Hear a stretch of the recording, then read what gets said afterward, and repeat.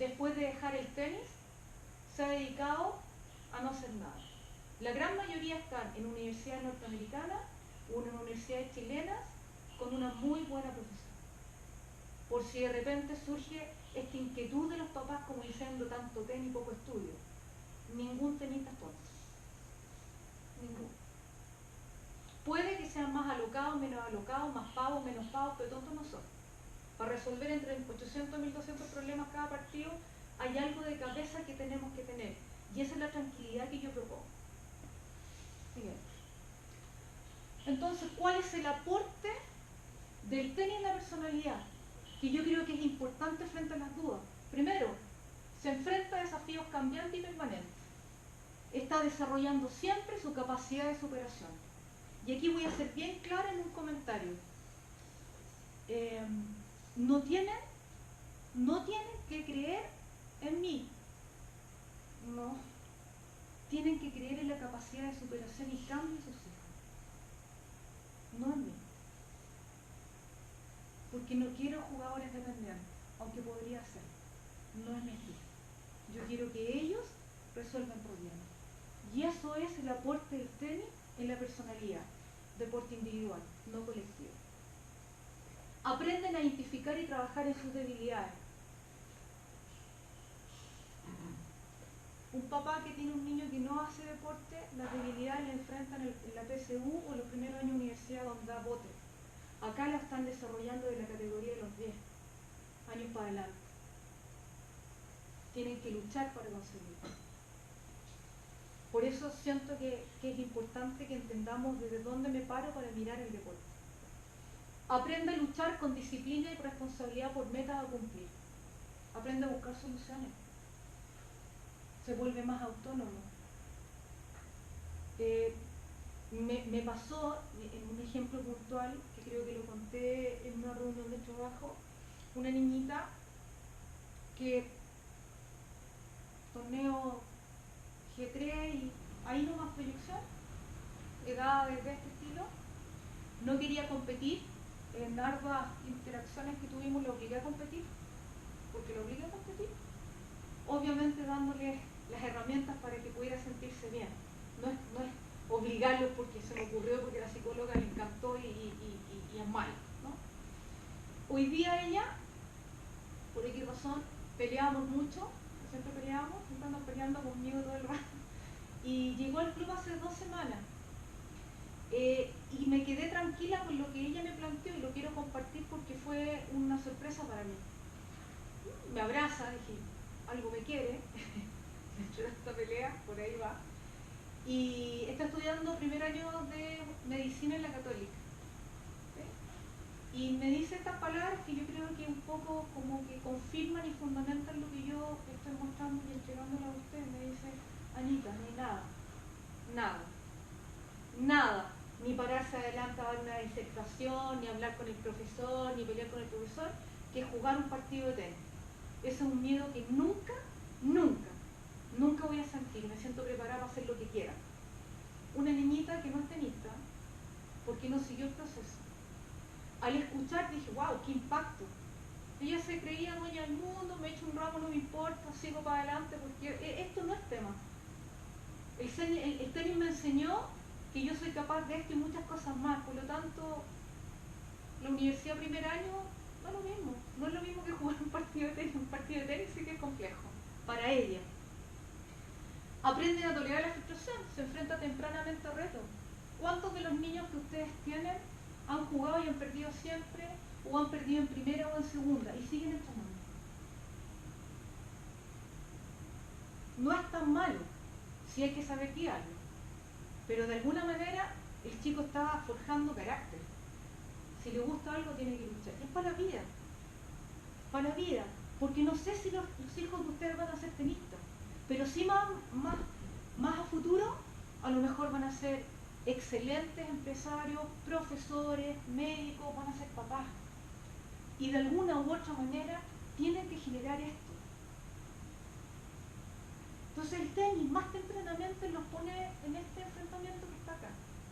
Aprenden el concepto de autonomía e independencia con obligaciones diarias. Desarrolla la proactividad. Ya que tenéis que ir a hablar con la niñita para jugar. No, es que mañana hay que entrenar, es que no te puedo, ya yo veo cómo lo hago. Tú le vas asignando tareas y ellos van solitos de forma independiente. No es que tengo que entrenar, no es que tengo que ir a engordar, no es que tengo que comerme esto, no es que esto no, tengo que levantarme temprano, proactividad. Trata de levantar un cabro de 16 que no te hace deporte en proactividad. Pago. Pago que se levanta a las 8 de la mañana, el que no hace deporte, y tenga proactividad de ordenar la pieza, nada más. Bueno, y este escenario sí les permite a los jugadores o a los deportistas desarrollar. Se conectan con el concepto de perseverancia frente a la adversidad. ¿Sí? Este deporte es adverso, es muy complejo. Puedo tenerlo todo y no hago nada. Y teniendo nada, puedo hacerlo todo. Entonces, la adversidad es, si ustedes quieren plantearlo en conceptos básicos, autoeficacia. Autoeficacia. Soy capaz, tengo lo necesario para afrontar los desafíos, mientras el escolar está pensando en pasar de curso y tener amigos, este está en la misma, pero además tiene que rendir. Por lo tanto, es doblemente para mí meritorio. Aprende conceptos como adaptación, sí, porque tiene que adaptarse a la exigencia, no la ponen ellos, la ponen los coaches. O sea, definitivamente también estás normando algo que se ha perdido, que es el respeto. Hoy día un niño de 15 te habla así de tú a tú como que si tú fueras su amigo. Los deportistas no todos tienden el concepto de la autoridad. Voluntad. Tienen que seguir entrenando día tras día, aunque estén cansados, aunque estén agobiados, aunque hayan perdido, aunque tengan un mal día. Tienen que seguir. Y la voluntad no es un concepto con vocales y consonantes para ellos. La voluntad es acción. La viven todos los días por este deporte.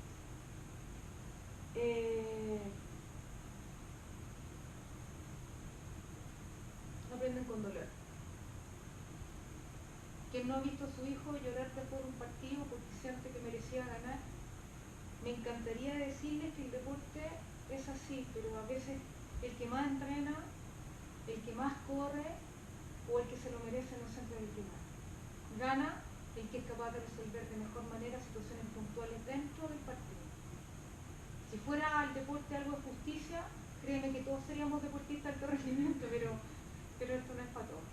Entonces, siento de alguna manera que este aporte del tenis en la personalidad es tremendamente fuerte, porque te va desarrollando día tras día un montón de pilares importantes en el desarrollo integral de los deportistas. Y no estoy hablando de que van a ser deportistas de alto rendimiento porque no tengo la varita mágica, pero sí puedo decir que tienen hábitos que el resto de los otros chicos no tienen, porque me toca verlo en la parte clínica, no lo tengo. Está bien. Entonces, desde esta área y con todo el respeto y con toda la diferencia que podemos tener, porque seré la psicóloga pero no soy la sabedora de la verdad, expongo humildemente qué es lo que me parece importante desde el aporte de ustedes. Y no me voy a equivocar, creo, en varias cosas. Rol de padre frente a un hijo no deportista. Potenciar al hijo, no al deportista. No, que ojo con esto, no pisen el palito. No, es que mañana juega la final, no le digamos nada. Entre su primera final y te mandó a la mierda en el partido, te dijo de todo, se portó pésimo dentro de la cancha, pero no le digamos nada, porque mañana juega la final. Y yo te digo, están locos. Porque si se lo aguantas una vez, después no podéis decir que no. Entonces hay que privilegiar al hijo, no al deportista. Esos son valores importantes. ¿Por qué?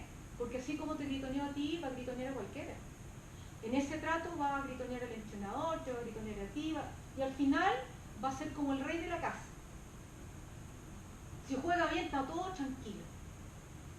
Pero si juega mal, por Dios, que no tenga hermanos chicos, porque hasta el hermano chico lo pasa mal, o la hermanita. Entonces, hay que privilegiar al hijo. ¿Sabes por qué? Porque la vida deportiva está como los 30.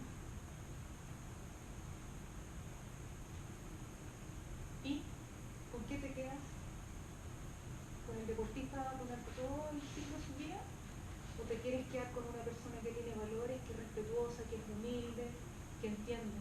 Yo prefiero eso. Mi modo de ver.